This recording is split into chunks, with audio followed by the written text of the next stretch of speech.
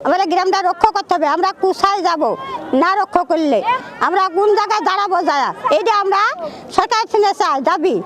নদী বাড়ি থেকে বেশি নাই, অল্প দূর আর খানিকটুকু অল্প আছে। সরকার কাছে আমাদের দাবি, আমাদের বাড়ি বাঁচাতে হবে। আমরা কোথায় যায় থাকবো নাতে। আমাদের নদী বহু দূরে ছিল, বহু দূরে। সেই নদী ভাঙতে ভাঙতে ভাঙতে আজ আমাদের বখতবাড়ি বন্ধক ঘিরে আসছে। আমাদের সমস্যা একটাই যে মাঠ তো গেছেই, কিন্তু আমরা বখতবাড়িটা ভাঙে গেলে আমাদের টাকা নাই, পয়সা নাই, গরিব মানুষ আমরা কোথায় যা আশ্রয় নিব বাবা। তো আমরা চাচ্ছি যে আমাদের এই বসতবাড়িটা যাতে, ভিটাটা যাতে বাপদাদা থাকে, এটাই আমাদের ধরেন দাবি আর কি। এমন দিন নাই যে এখানটাতে হাতের দিকে 10 কাটাকের জমি এখন প্রতিদিন ভাঙছে। তাহলে আমাদের বখতবাড়ি আর কতটুকু আছে দরে দেখো তো বাবা, তাহলে আমরা কীভাবে বাস করবো?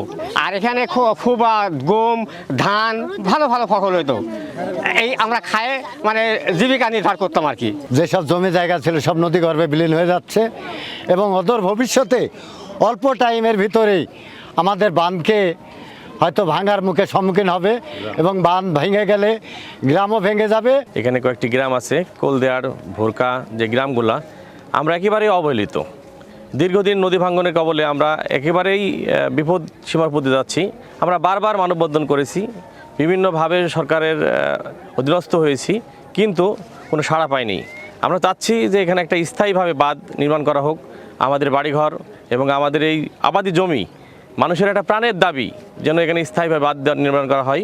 মোনালিসা হেভি ফ্লো 15 পিস প্যাকেটের সাথে 8 পিসের একটি প্যাকেট একদম ফ্রি।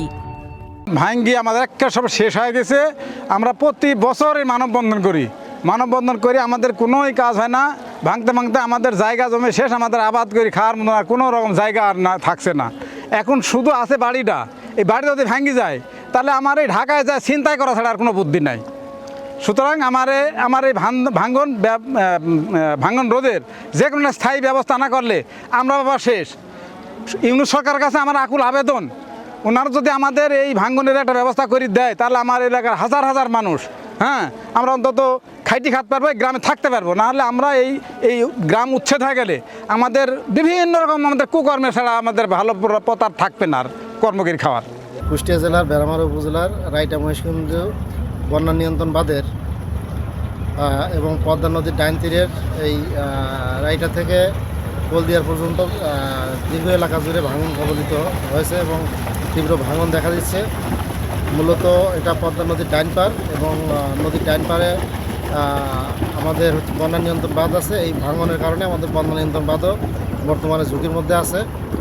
আমরা তো এই ভাঙন কবলিত এলাকা পরিদর্শন করলাম, দেখলাম এবং ভাঙনের প্রকৃত যে রূপ আমরা সেটা দেখলাম সরজমিনে, এবং আমরা আমাদের পানি উন্নয়ন বোর্ডের ঊর্ধ্বতন কর্তৃপক্ষের সাথে এটা বিষয়টা ভিডিও কলের মাধ্যমে তাদের সাথে আমরা অবহিত করছি। তাদেরকে আমরা সাময়িকভাবে যে ব্যবস্থা নেওয়ার সুযোগ আছে আমরা সেটা নেওয়ার চেষ্টা করব এবং তাদের সাথে আলোচনা করে আমরা জরুরি ব্যবস্থা নেওয়া যায় কিনা সেটা বিষয়ে আমরা পদক্ষেপ নেব।